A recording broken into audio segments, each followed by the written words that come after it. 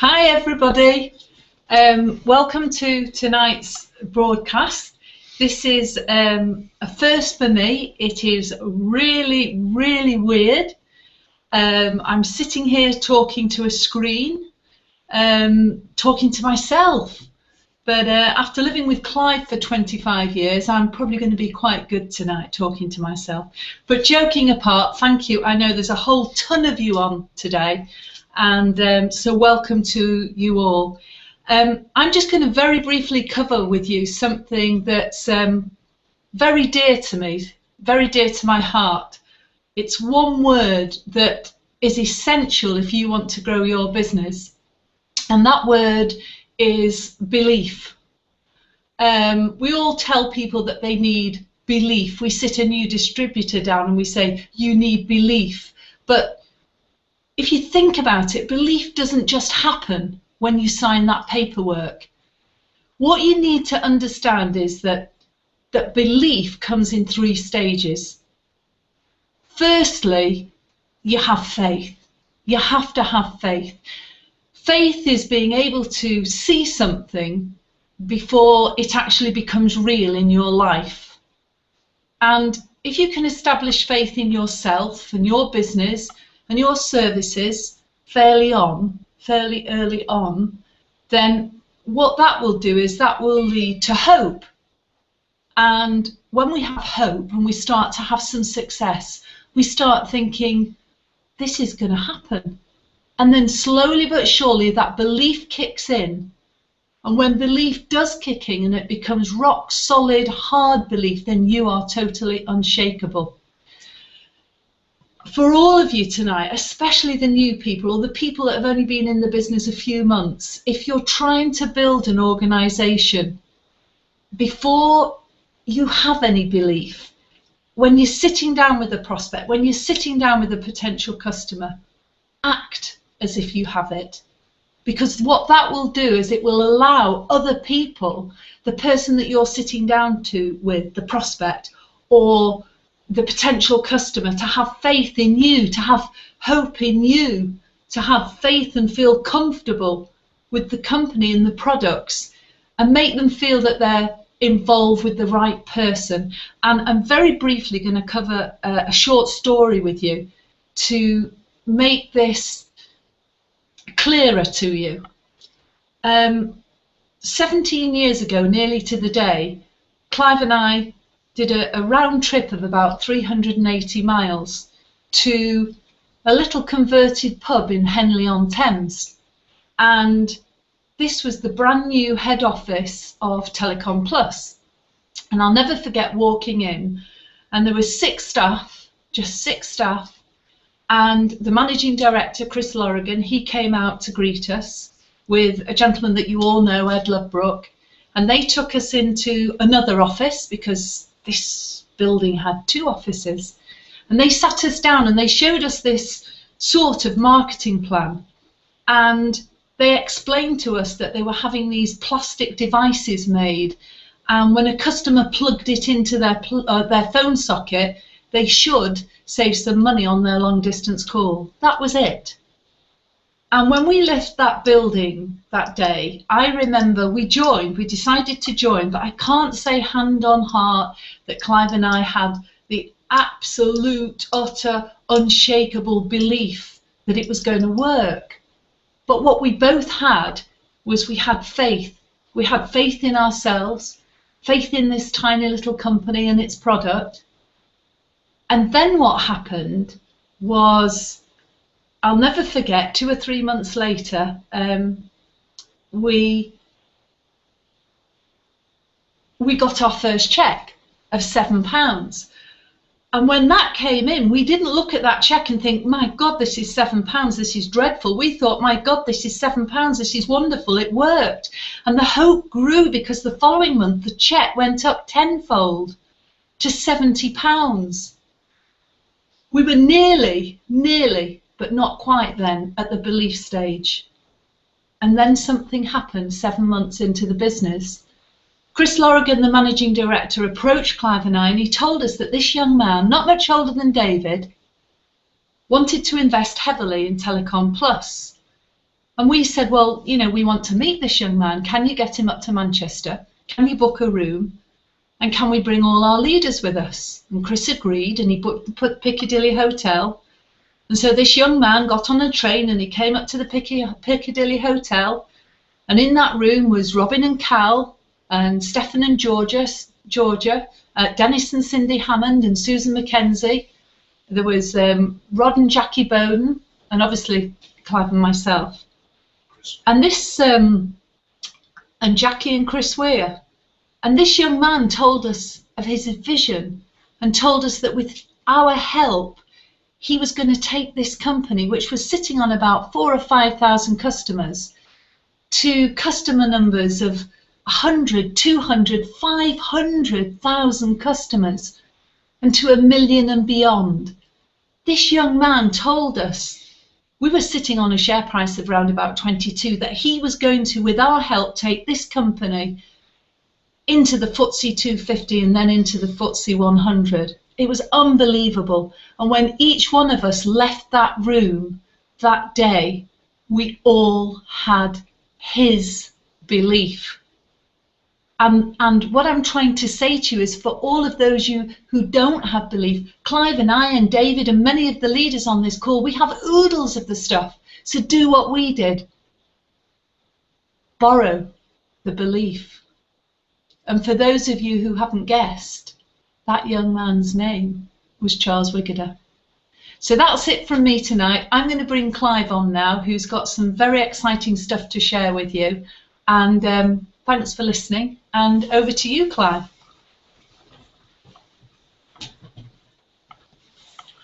Thank you, Diana.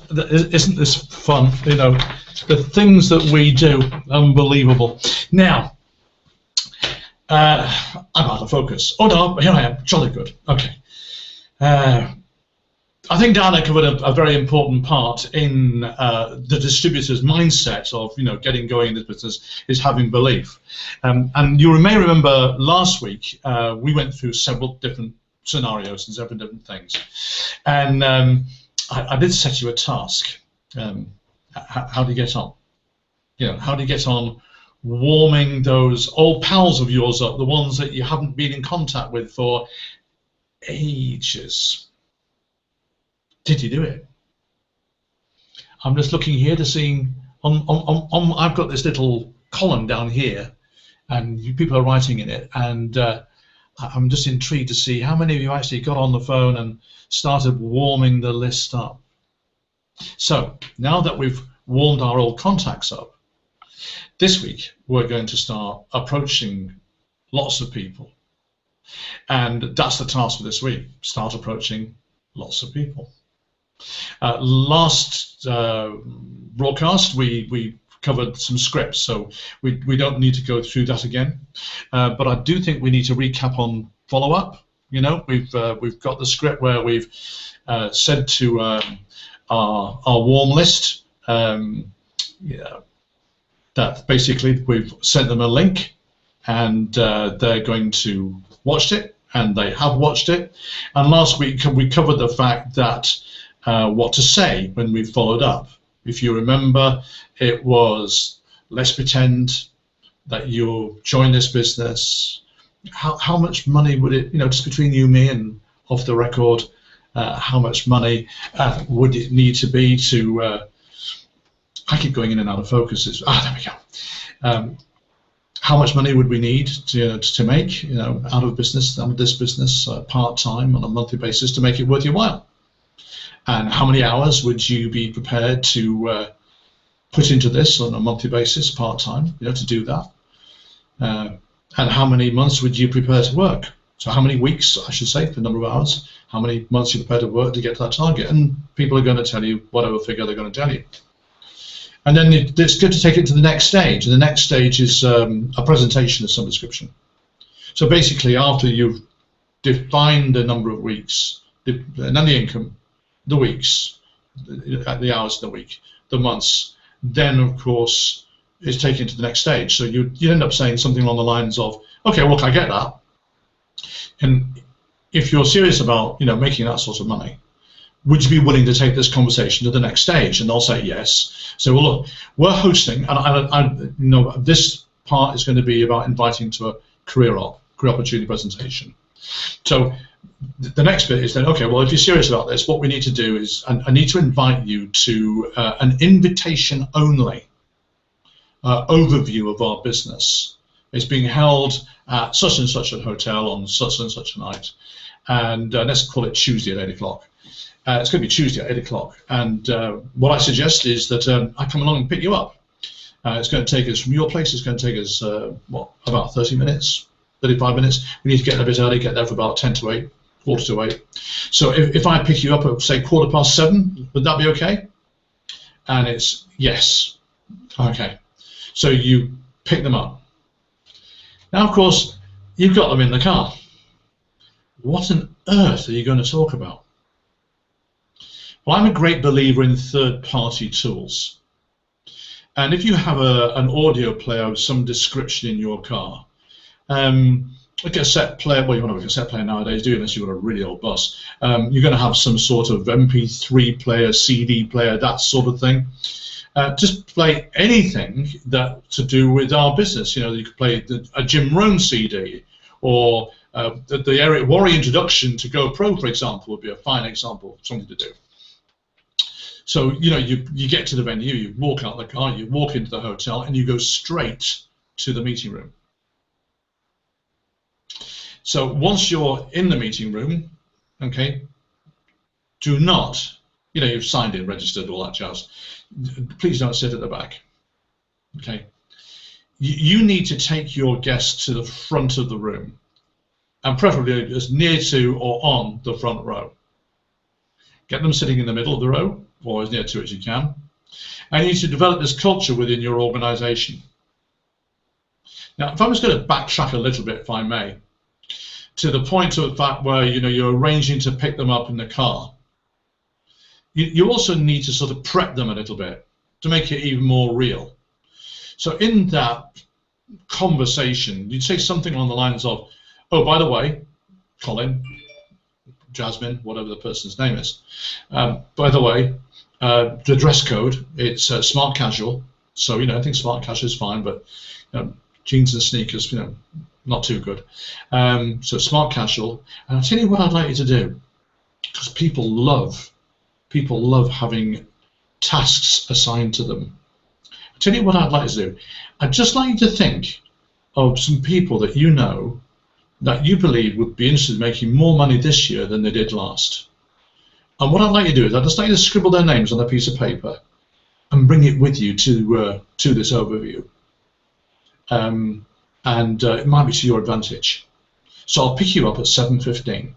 So car journey, something inspirational to listen to on the way there, get into the hotel, straight in the meeting room, register, front of the room, front seat if possible, in the middle of the row, great. So now we're sat down. Now, if you are a regular attender of your local presentation, your local career opportunity presentation, you'll know who the leaders are. You'll know them by sight, you've perhaps been introduced to them, you may know them by name. And they are used to a concept called mutual window dressing. And it works like this. Let's pretend you're sitting on the front row. And Stefan Longworth is walking by, okay? So you buttonhole Stefan and say, Steph, come and meet my guest tonight, Colin. Colin, Stefan, Colin. And Stefan knows what to do. The leaders know what to do, okay? They'll engage in conversation. You know, this now is round about 10 minutes to 8. The meeting's going to start at 8. So Stefan's going to have a brief conversation. It's small talk. It's, you know, hi, how are you? How do you know Clive? And have you had far to travel? Oh, you picked you up in the car. That's great. And what do you do? And oh, that's interesting. And how long have you been there? It's just small talk. It's nothing about the presentation. It's nothing about the opportunity. It's just small talk. And when Stefan's finished, he'll hand off to another person in the room who's walking by. He might say, Ella Worthington. Come and meet Clive's desk, Colin, Ella, and Ella will do pretty much the same sort of thing. She'll say, hi, you know, it's lovely to meet you. How long have you known Clive? And how did you get? Oh, he gave you a lift, and you know, all that sort of stuff. Number two, then Ella will hand off and say, Dennis, come. And, and Dennis will be introduced, and Colin Dennis, and Dennis does the same thing, da-da-da-da-da-da. And then Dennis will hand off, and Dennis could hand off to, I don't know, Robin, could you come get, and so on and so forth. So by the time the presentation is about to start, okay, you'll know that your guest is feeling comfortable. And the guest is thinking, what a nice bunch of people. Because the nice bunch of people that they've been introduced to, now get this, have been interested in me, the prospect, rather than being interesting. And I think, oh, nice bunch of people. If I get going in this, I'll probably get some help. That's what they think. Now, the presentation starts. During the presentation, your prospect may be tempted at some point to ask a question of you. Okay? You mustn't answer it. Whatever you do, say shh. No. This is the best bit. Whatever happens, okay? So, and you also need to be aware of your own body language.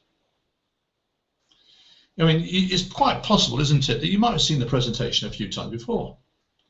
So you could be, really laid back, thinking, oh, yeah, another 10 minutes to go. And you've heard all the jokes before, so you're not laughing. And so consequently, your prospect sees your rather laid-back approach to this and mirrors you. They're not receiving the information. So what you need to do, you need to be full on. You need to be paying attention to the presenter, full on. Laugh at the jokes, even though you have heard them before, particularly if it's me. So laugh at the jokes, engage, okay, give a testimonial. Testimonials are important. If you're called upon to give a testimonial, please give your testimonial. I might say a little word about giving testimonials now, because it's appropriate to do so. Sometimes they're too long, and sometimes they are as boring as boring can be.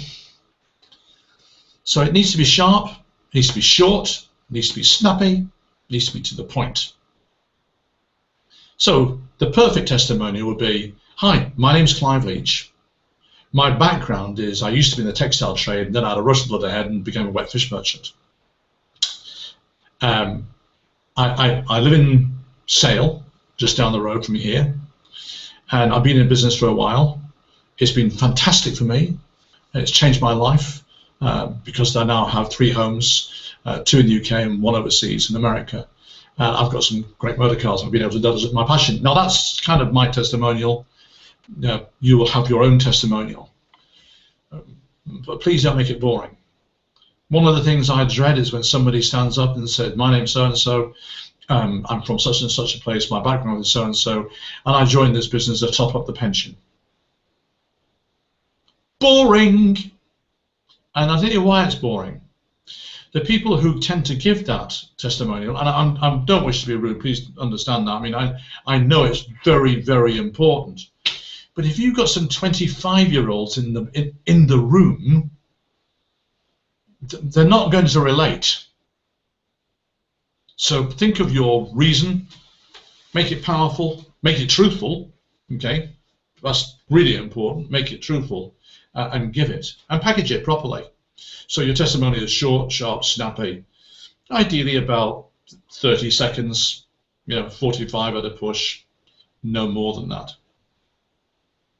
So the meeting continues, and let's pretend that you're 3 rows back because you've got to there a little bit late, and somebody in front of you starts a whispered conversation. Some new distributor who's still in the amateur status, hasn't become a professional yet, and goes like this to their prospect and says, ah, well, he's left some really important stuff out about the cashback card. What he should have said was da-di-da-di-da-di. You know, you have my absolute permission to tap them on the back and say, shh, shut up. And if they continue to keep going, you have my absolute permission to say, shut up, or Clive Leach is going to break your legs. You have my absolute permission to say that.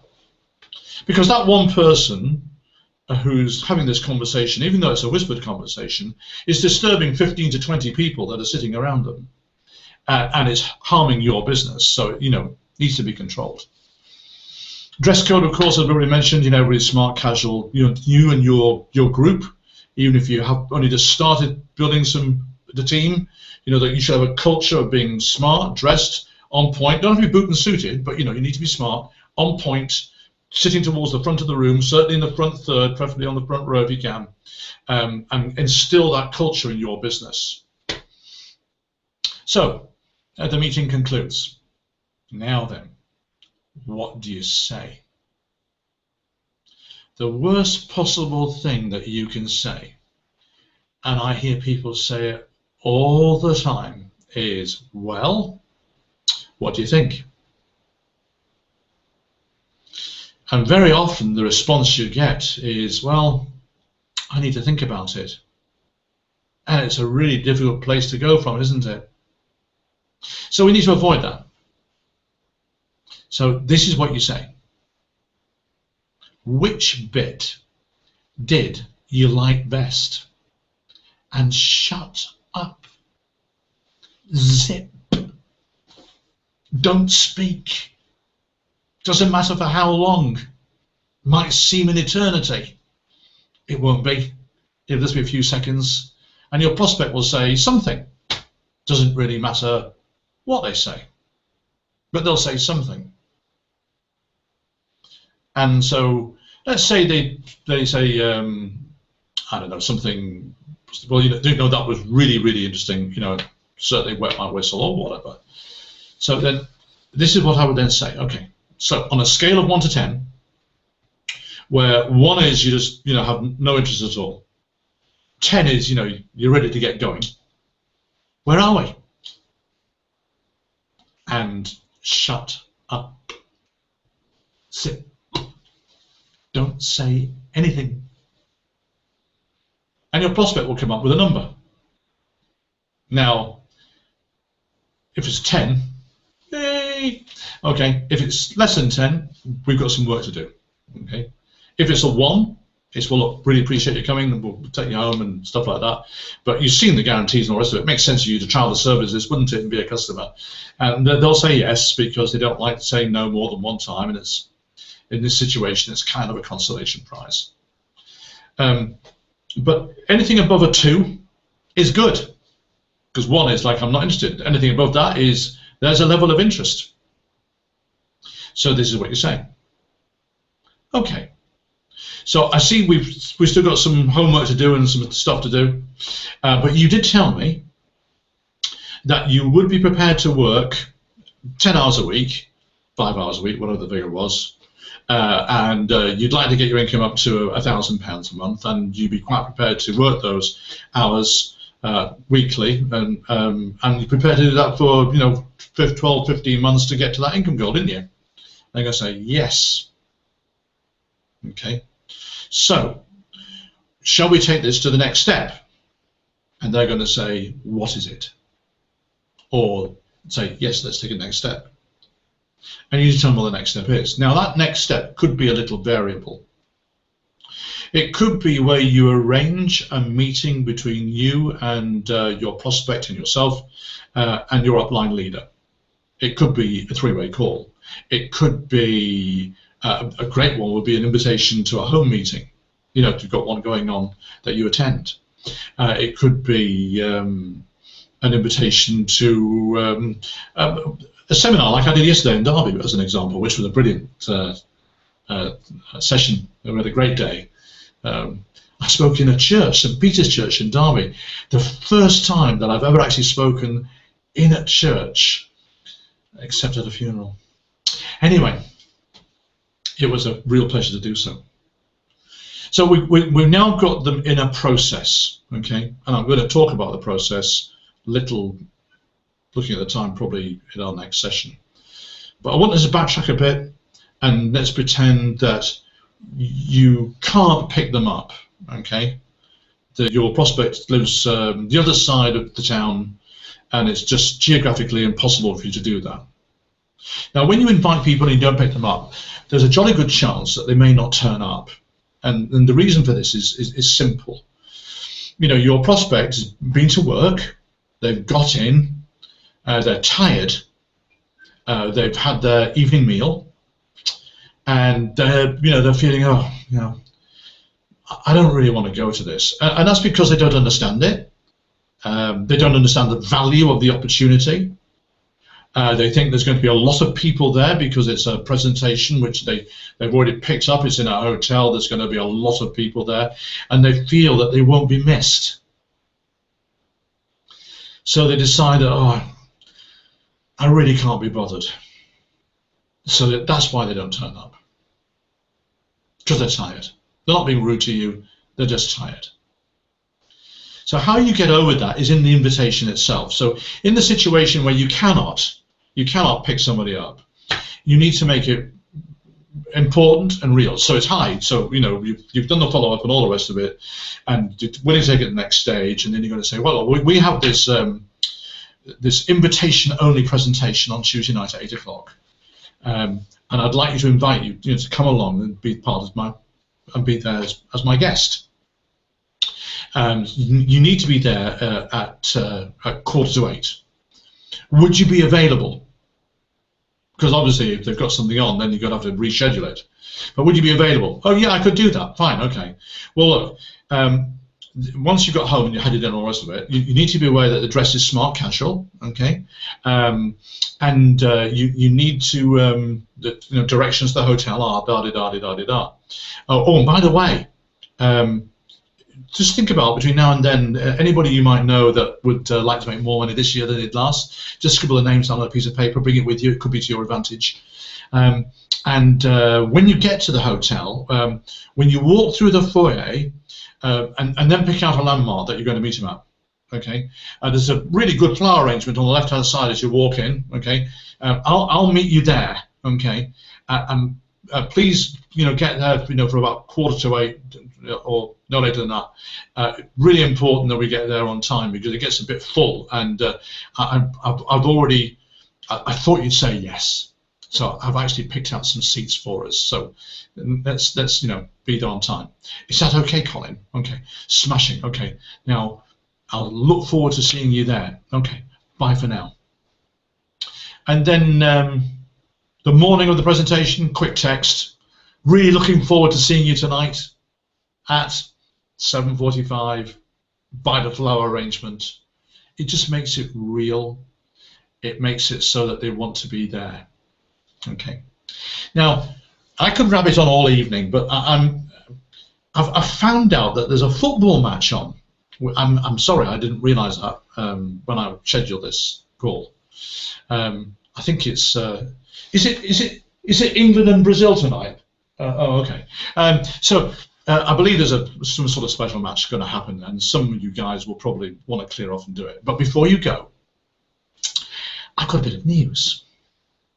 Our next broadcast will be next Sunday. That's, I think, whatever 7 days from now is it 20th, something like that, but it's next Sunday, okay? I'll be sending out a link, the usual sort of thing. And I've got a really, really special guest. I have, really. He's going to be live and in person. He's famous. He is the author of Go Pro. None other than Mr. Eric Worre himself will be part of our broadcast next week. So I'm looking forward to it, and I bet you are as well. So the task for you this week is to invite some people to this broadcast next Sunday night, your team members, And the other task is to invite some people to a career opportunity presentation. There's your task for this week. So it's 8 o'clock. My time is up. Enjoy the footy. If you're going to do that, I'm not.